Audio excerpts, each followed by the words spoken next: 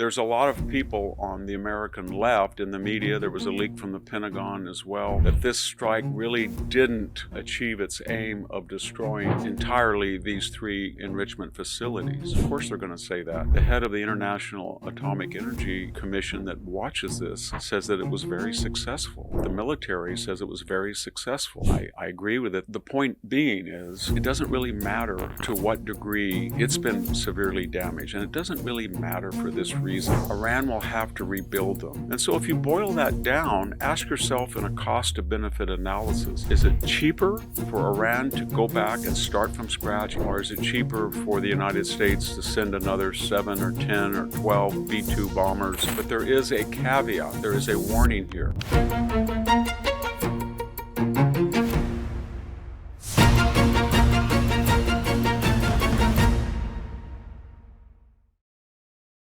Hello, this is Victor Davis Hanson for the Daily Signal.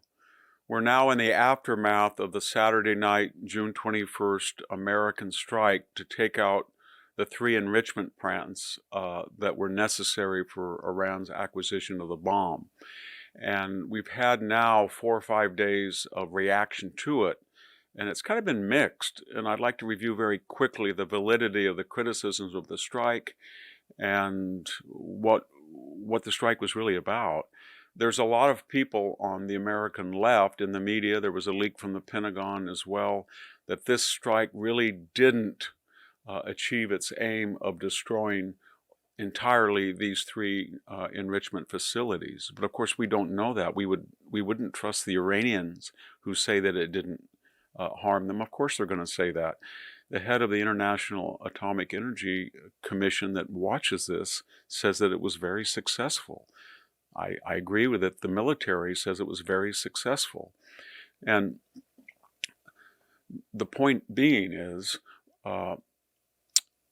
it doesn't really matter to what degree it's 90% destroyed, 80% destroyed, 100% destroyed. It's been severely damaged, and it doesn't really matter for this reason. Iran will have to rebuild them. There's been all sorts of rebuilding costs out there in the public domain, 100 billion, 200 billion, 400 billion, 500 billion, to go down 500 feet, 300 feet, 200 feet in a new mountain cavern. And remember, they would be reacting to a B-2 strike, and they would look at the damage and they said we'd have to go even lower, which means we're going to have to spend more money. But here's the interesting equation.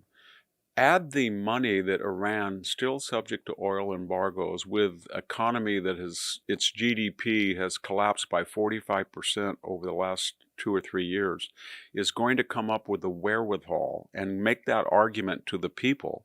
Hey everybody, you're going to miss now not just one paycheck, but 2 paychecks every 3 months, because we have to rebuild the nuclear facilities that were completely demolished, and we have to spend more money. The Iranian in the street would say, and then what? They're going to be destroyed again. How can you stop them? You have no air defenses. The Russians don't want to give us air defenses. The Chinese will not give us air defenses. Why would they want to give us air defenses? They go up in smoke. They only humiliate their own equipment. It's you, the military, the theocracy that's the problem. And so if you boil that down, ask yourself in a cost to benefit analysis, is it cheaper for Iran to go back and start from scratch and build these mountainous subterranean facilities? Or is it cheaper for the United States to send another 7 or 10 or 12 B-2 bombers and send them into airspace for about 35 minutes and take them out? And that's what they can do. But there is a caveat, there is a warning here. There's only one limit on our ability to take out the next generation, should it appear, of uranium enrichment. And that problem is not in Iran. It's not in Hezbollah. It's not with Hamas. It's with Washington and Tel Aviv. Will the United States government have the courage and have the competency and understand the geostrategic complications and implications and dangers of Iran having another bomb? And what I mean by that is, if you have another Obama administration, or if you have another Biden administration, will they act when they see another uranium facility being developed? Will you have another Bibi Netanyahu in Israel? So what am I getting at? The only worry that we all have in the West is that Iran at some future date will look at the political composition in Washington and Tel Aviv and said, we've seen this bunch before, so pedal to the metal, let's hurry up and enrich, because they will not stop it.